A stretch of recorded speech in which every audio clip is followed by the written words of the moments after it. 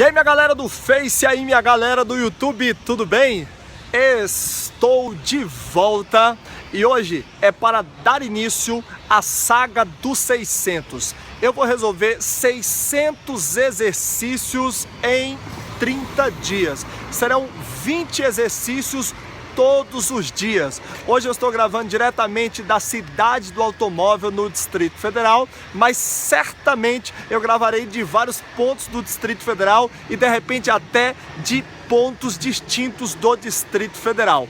Queridão, vai funcionar assim, ó, todo dia, aqui no meu canal do YouTube, todo dia na minha página, ou de repente por outro canal eu vou transmitir a saga dos 600. São 20 exercícios por dia, vão ser 10 exercícios de direito notarial e registral e 10 exercícios de direito civil. Então, se você está se preparando para a OAB, se você está se preparando para magistratura, se você está se preparando para concursos de cartório, ou se você está se preparando para outros concursos que exijam direito civil, praticamente todos, ou também direito notarial e registral, você tem que ficar comigo durante 30 dias consecutivos, beleza?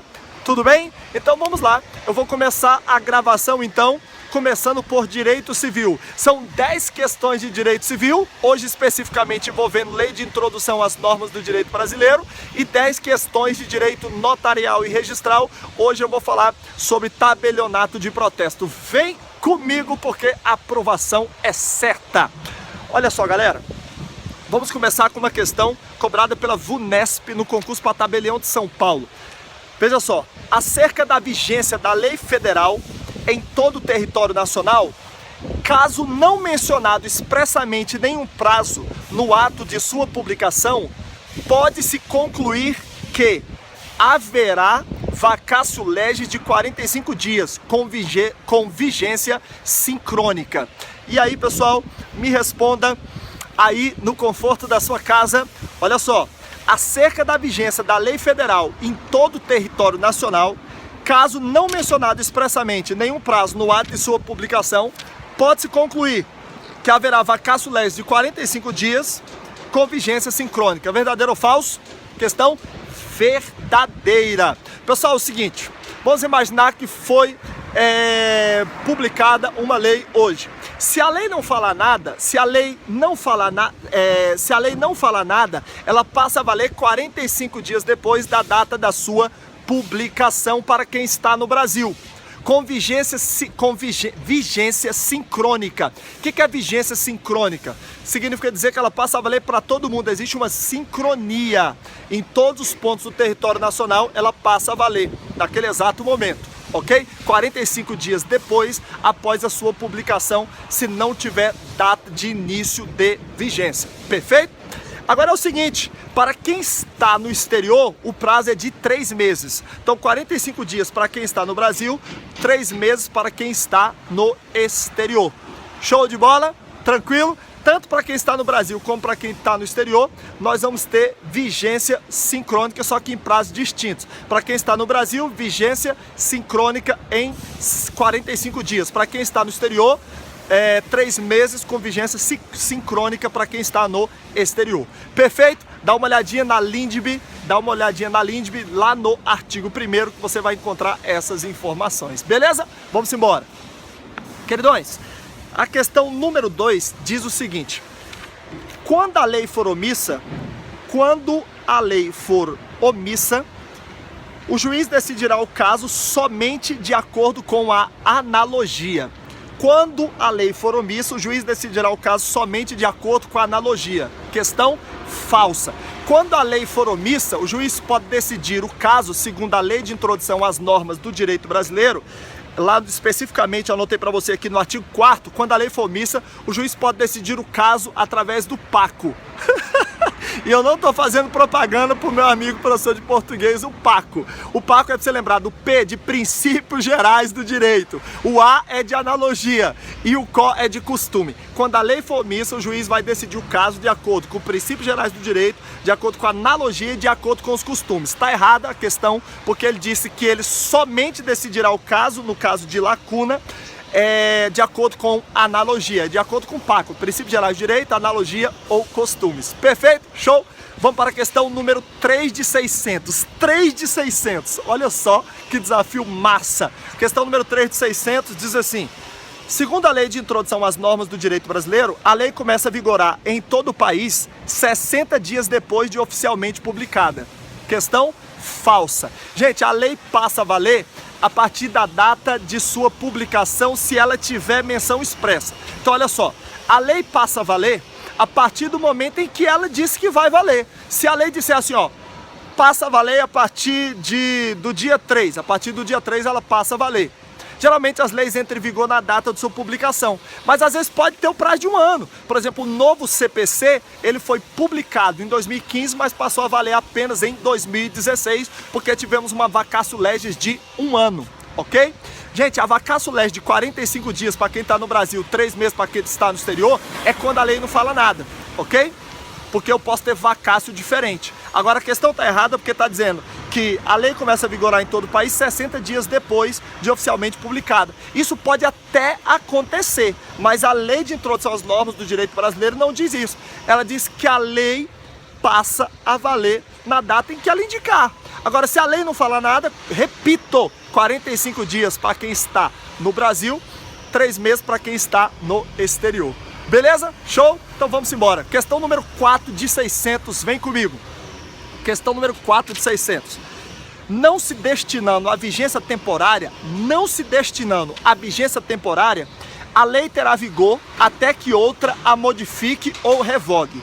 Não se destinando à vigência temporária, a lei terá vigor até que outra modifique ou a revogue. Questão verdadeira nos termos do artigo 2º da Lei de Introdução às Normas do Direito Brasileiro. Querido, se a lei não for daquelas de vigência temporária, como as leis eleitorais, ela terá vigência, como diz a questão aqui, até que outra a modifique ou a revogue, tácita ou expressamente. Perfeito? Show de bola? Lei 8.112, ela não é de vigência temporária, então ela vale até quando? Ela vale do jeito que está dizendo a questão aqui, até que outra modifique ou então que a revogue, tácita ou expressamente, questão certa nos termos do artigo 4º da LINDB, ok? E vamos embora. Questão número 5 de 600. O casamento de estrangeiro não poderá celebrar-se perante autoridades diplomáticas ou consulares do país de ambos os cônjuges, de ambos os nubentes. Questão falsa. Pessoal, na verdade é o contrário. O artigo 7º, parágrafo 2º da LINDB diz que o casamento de estrangeiro poderá celebrar-se perante autoridades diplomáticas ou consulares do país de ambos os nubentes, ok? A questão está invertida, por isso errada. E vamos embora, questão número 6 de 600, o desafio, a saga continua. E se você estiver gostando desse desafio, eu quero desafiar você a escrever aqui embaixo a saga dos 600, ok? Tudo bem. Querido, é o seguinte, questão número 6 de 600, olha só, desculpa, número 6, é isso mesmo, questão número 6 ou 7? Isso, agora sim, questão número 6 de 600. Seguinte, questão número 6 de 600 diz assim, segundo o Código Civil, consideram-se benfeitorias voluptuárias,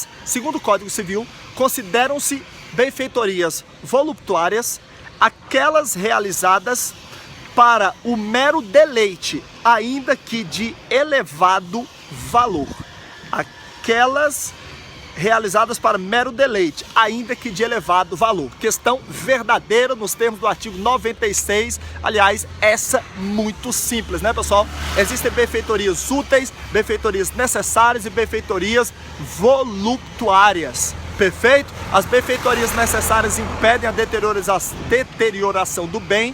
As benfeitorias úteis, elas fazem alguma melhora no bem, e as voluptuárias são para isso, ó, para mero deleite, ainda que de elevado valor. Nós voltaremos a falar com mais detalhes sobre essas benfeitorias, mas por enquanto eu vou ficar aqui apenas nessas noções iniciais. Querido, vamos aqui para a questão número 7 de 600, que envolve a LINDB. Olha só, A sucessão, questão 7 de 600, a sucessão de bens de estrangeiros situados no Brasil será regulada pela lei brasileira, vedada em qualquer hipótese a aplicação da lei pessoal do de cujos. Questão? E aí? Questão falsa, segundo o artigo 10, parágrafo 1º da LINDB. Na verdade é o seguinte, a sucessão, como diz a questão aqui, ó, a sucessão de bens de estrangeiros situados no Brasil será regulada pela lei mais benéfica. Pode ser que seja a lei do de cujos que vai regular a sucessão? Sim, desde que ela seja mais benéfica para os sucessores. Então veja, morreu no Brasil um alemão que é casado com uma brasileira que vai herdar. Se de repente a lei alemã confere mais direitos sucessórios do que a lei brasileira, vale a lei alemã e não a lei brasileira. É o que diz o artigo 10, parágrafo 1º da Lei de Introdução às Normas do Direito Brasileiro. Beleza? Deixa anotado isso aí. Queridão, mas não é só isso, tem mais. Vamos aqui para a questão número 8 de 600. Número 8 de 600. No direito brasileiro é amplamente reconhecida a repristinação, independentemente de previsão expressa. Falso. Pessoal, no Brasil, a princípio, não se admite a repristinação. A repristinação no Brasil só se admite de forma expressa. Então, para repristinar significa dar nova vida. Como é que você dá nova vida para uma lei que estava revogada? Só de uma forma, a princípio. Se uma nova lei faz o quê? Diga para mim, responde aí na sua casa, se uma nova lei traz ela de volta. Lei 8.112 foi revogada pela Lei 17.000. Tudo bem. De repente a Lei 17.000, que revogou a Lei 8.112, é revogada. A Lei 8.112 volta? Não volta, salvo se a lei que revogou a Lei 17.000 trouxer de volta a Lei 8.112. Perfeito? Repristinação no Brasil só acontece então de forma o quê, pessoal? De forma expressa. Repristinação no Brasil acontece apenas de forma o quê? Expressa. Tem uma exceçãozinha que eu gosto de citar, principalmente porque eu sou professor de Direito Constitucional, que é lá dentro do controle de constitucionalidade, que acontece assim, ó. Vamos imaginar que foi publicada a Lei 20.000. Aí a Lei 20.000 revogou a Lei 19.000. Lei 20.000 revogou a Lei 19.000. Ok? Na verdade, eu vou trabalhar com um exemplo melhor. Não tem um novo CPC? O novo CPC passou a valer em 2016. E o que ele fez? Ele revogou completamente o Código Civil, o Código de Processo Civil de 73. Novo Código Civil revogou totalmente o antigo, beleza? Vamos imaginar que o Supremo diga que todo novo CPC, por uma inconstitucionalidade formal, é absolutamente inconstitucional. Perfeito? Inconstitucionalidade formal, o Supremo falou, ó, o novo CPC é absolutamente inconstitucional. O que acontece, pessoal? Quando o Supremo declara a inconstitucionalidade do novo CPC, olha que coisa louca. Quando o Supremo declara a inconstitucionalidade do novo CPC, o velho CPC volta a valer automaticamente. Em matéria de controle de constitucionalidade é assim, salvo se o STF expressamente disser que não. Então, nesse caso, ocorre repristinação tácita. Olha só, o efeito repristinatório. Isso é uma coisa fantástica estudada pelos constitucionalistas. Nesse caso, o efeito repristinatório acontece de forma tácita. Na verdade, para não haver repristinação, para não termos esse efeito repristinatório, o Supremo vai ter que dizer expressamente que o novo CPC não volta. Se ligou? Então é isso aí. Queridão, voltando aqui, vamos para a questão número 9 de 600, que diz assim: caso ocorra nova publicação do texto da lei visando sua correção, antes que tenha entrado em vigor, o prazo começará a correr da nova publicação. E aí, questão verdadeira ou falsa? Segundo o artigo 1º, parágrafo 3º da LINDB, caso ocorra nova publicação no texto da lei visando sua correção, visando o quê? Visando sua correção, antes que tenha entrado em vigor, o prazo começará a correr da nova publicação. Questão verdadeira, nos termos do artigo 1º, parágrafo 3º. É simples. Os caras, olha só, vamos imaginar que tenha sido feito um novo Código Comercial. E aí o novo Código Comercial vamos imaginar que falta, ele foi publicado e falta 10 dias para ele passar a valer. Só que perceberam um erro de redação lá no novo Código Comercial. E aí os caras fazem o quê? Eles fazem uma nova publicação, como diz a questão aqui, ó, do texto da lei, visando sua correção antes de entrar em vigor, porque faltava 10 dias ainda. Gente, o prazo para entrar em vigor começa a correr da nova publicação. Então faltava só 10 dias, mas como publicou o texto da lei novamente visando correção, nós vamos zerar o prazo e contar dessa nova publicação. É a inteligência do artigo 1º, parágrafo 3º da Lei de Introdução às Normas do Direito Brasileiro. Se ligou no movimento? Então essa é a questão 9 de 600. Tudo bem? De vez em quando eu tenho que dar uma olhadinha aqui pro lado, porque vocês estão vendo aí os carros passando o tempo todo, já passou até camburão da polícia aqui. Olha só, vamos para a questão número 10 de 600, questão 10 de Direito Civil. A vacatio legis, salvo expressa previsão em contrário, é de 90 dias. A vacatio legis, salvo expressa previsão em contrário, é de 90 dias. Questão falsa, porque ele deixou a questão aberta. A vacatio legis, olha o que ele diz, salvo expressa previsão em contrário, é de 90 dias. Negativo. A vacatio legis, quando a lei não diz nada, quando a lei é silente, ela é de 45 dias para quem está no Brasil e 3 meses para quem está no exterior. Se ligou no movimento? Então tá errado aqui como a questão está disposta. Se ligou no movimento? Então muito cuidado com isso. Tudo bem? Então com isso, galera, a gente encerra as questões de direito civil. Eu vou agora passar para as questões de direito notarial e registral. Começando aqui com questões de protesto que envolvem muito direito civil. E para mostrar que eu mudei de lado, eu vou virar a câmera aqui, ó. Eu vou gravar assim agora, ó. Vou gravar assim agora. Olha só. Mudei de lado e mudei de assunto. Olha que coisa fantástica. Tudo bem, vamos lá? Questões de tabelionato de protesto que vai envolver muito direito civil, diga de passagem. Olha só. Prova para tabelião de Minas. Nós vamos falar aqui na questão 11, na questão 12, na 13 e na 14, prova para tabelião de Minas, feita pela EGEF.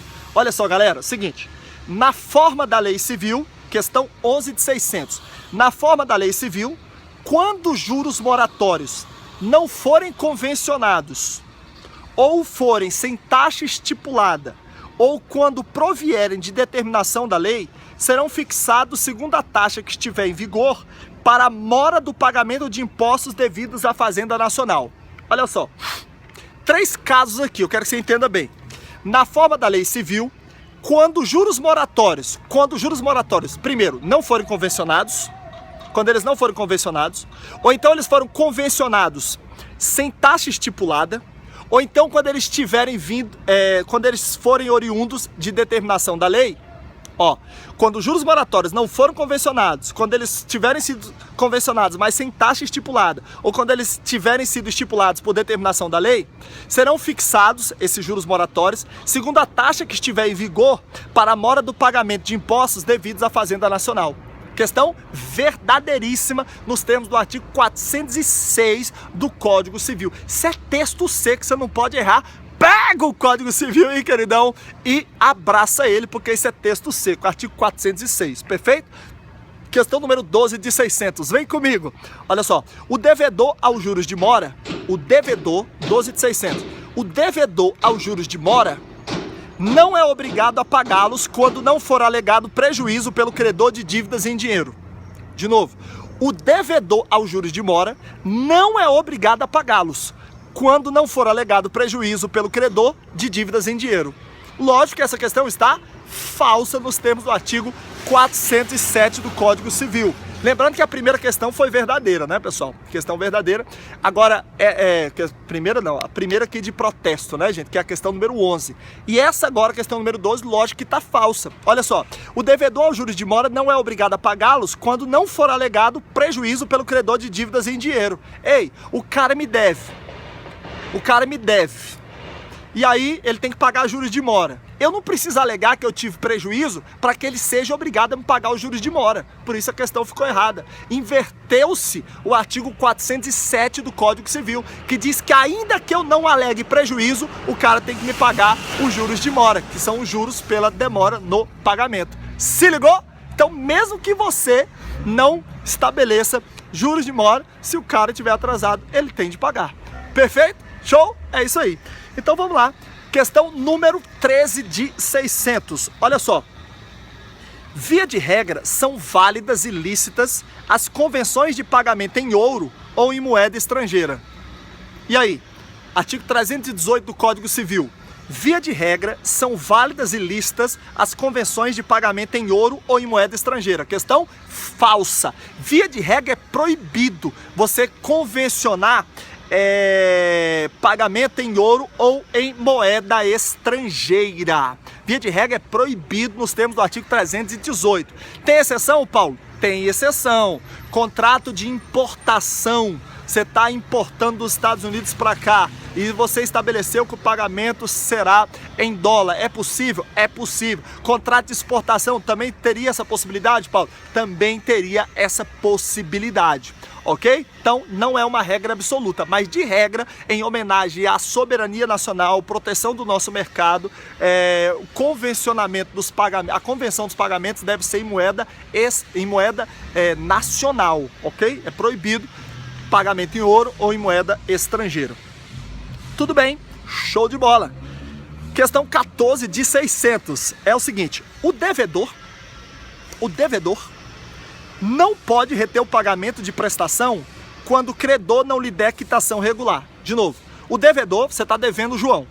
Você não pode reter o pagamento de prestação quando o João não lhe der quitação regular. Lógico que pode, a questão está falsa.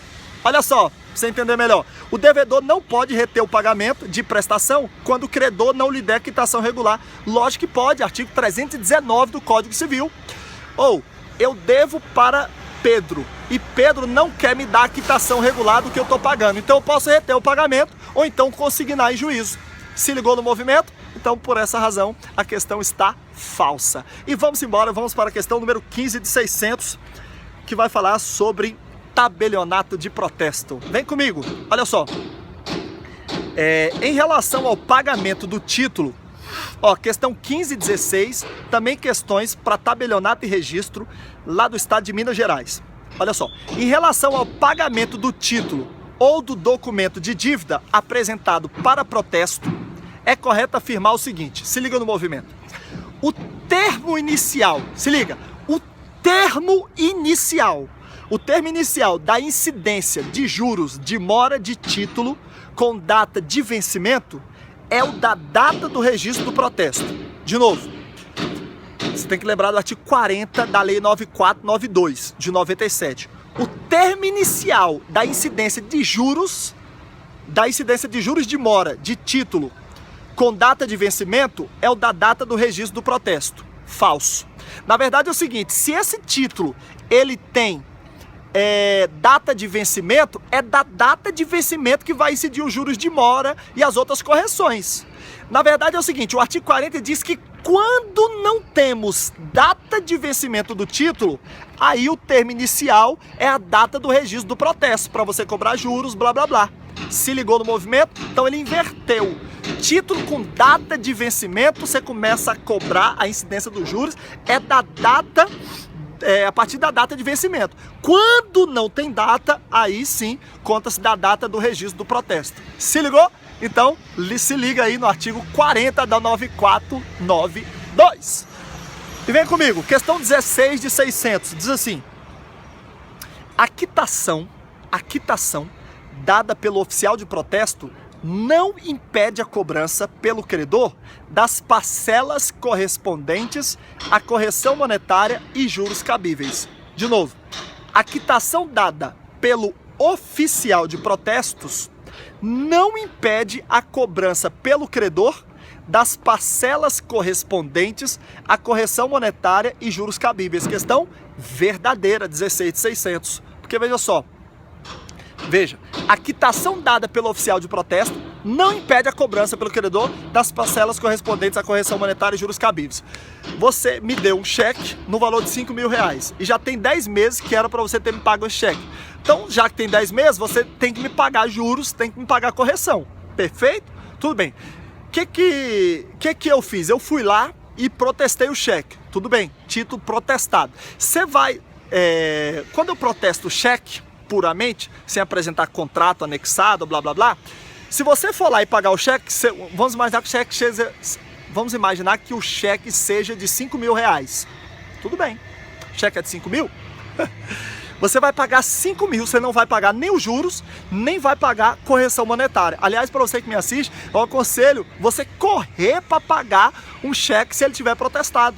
Porque você vai pagar exatamente o valor que está lá no título, salvo em algumas exceções, você anexa um contratozinho ali, mostra que tinha juro, convencionado, blá blá blá. Mas, em regra, você paga o valor que está ali no título, descrito, até pelo princípio da literalidade, cartularidade, blá blá blá. Tudo bem? Você vai pagar os 5 mil. Só que você não pode esquecer que você está me devendo juros e correção monetária. O fato de você pagar, o fato do tabelião de protesto te dar quitação, dizendo que você pagou aquele título, não impede de eu entrar com uma ação cobrando essa diferença de juros e de correção monetária. Malandro, achou que ia pagar meu cheque, achou que ia pagar o cheque e que ia ficar livre? Opa, tá livre não, filhão.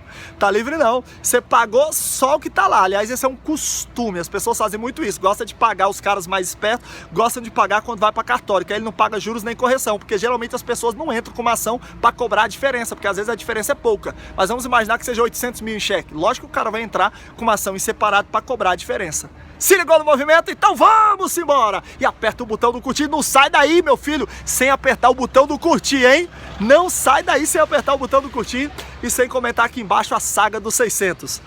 Olha só, fechando aqui o desafio de hoje, mais quatro questões, tabelionato e questões de tabelionato e registro lá do estado de Minas Gerais. Aqui, ó. Questão 17. O tabelião de protesto responde subsidiariamente pelos prejuízos causados pelos seus substitutos e escreventes por dolo ou culpa. E aí, fala pra mim. O tabelião de protesto responde subsidiariamente pelos prejuízos causados pelos seus substitutos e escreventes por dolo ou culpa. Questão falsa. Queridão. Ó, tinha cerca assim, de 200 anos que o tabelião respondia de forma objetiva e não subsidiária. Ó, se você se lascou com o tabelião de protesto, com o tabelião ou com o registrador, a responsabilidade dele sempre foi objetiva. Mas em 2016 nós tivemos a alteração da Lei 89/35. E o tabelião, assim como o registrador, esses dois passaram a ter responsabilidade subjetiva. Então, para você ganhar dinheiro do tabelião ou do registrador, em caso de você ter se lascado, você vai ter que provar que houve dolo, intenção dele em lascar você, ou que houve culpa, negligência, imprudência ou imperícia. Então a responsabilidade, mesmo assim a questão está errada, porque aqui está dizendo que o tabelião de protesto responde subsidiariamente. Não é, ele responde subjetivamente. Se você provar dolo ou se provar culpa, aí ele vai ter que indenizar você. Se ligou no movimento? Então essa questão 17 de 600. Questão 18 de 600. O tabelião que registrar o protesto de título prescrito responde pelos prejuízos causados ao devedor. De novo, o tabelião que registrar protesto de título prescrito responde pelos prejuízos causados ao devedor. Questão falsa. Na verdade, pessoal, a lei no artigo 9 da lei 9492 diz que não cabe ao tabelião de protesto verificar se ocorreu prescrição ou caducidade do título. Ele está proibido de fazer essa verificação. O que eu, como tabelião de protesto, vou fazer é verificar as formalidades do título. Se preenche os requisitos formais, eu não verifico prescrição nem caducidade. Inclusive, estou proibido de isso fazer. Se ligou no movimento? Então, ele não pode. Logo, ele não responde por registrar título prescrito. Lógico que aquele que levou a registro um título a protesto um título prescrito, você pode buscar lá a responsabilização dele. Mas o tabelião de protesto não, porque a lei proíbe ele verificar prescrição ou caducidade. Se ligou? Então vamos embora. Questão 19, penúltima questão de hoje. 19 de 600. Olha só. A responsabilidade civil dos tabeliães em relação aos atos praticados por seus substitutos e escreventes é objetiva. A responsabilidade civil dos tabeliães em relação aos atos praticados por seus substitutos e escreventes é objetiva.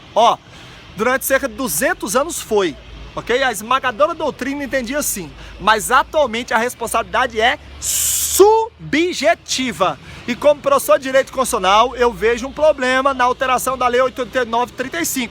Entendo que à luz do 37, parágrafo 6º da Constituição, podemos ter aí vislumbrar uma inconstitucionalidade. Mas eu vou deixar esse assunto para um outro momento, ok? Você que vai fazer concurso de cartório, prova oral, se liga no 37, parágrafo 6º, porque eu vislumbro uma inconstitucionalidade que você pode questionar lá, que você pode mostrar para o seu examinador que você conhece, ok? Uma possível inconstitucionalidade, mas até que se declare inconstitucionalidade por algum órgão do Poder Judiciário, a lei goza de presunção de constitucionalidade, ok? E vamos embora! Última questão do primeiro dia da saga dos 600.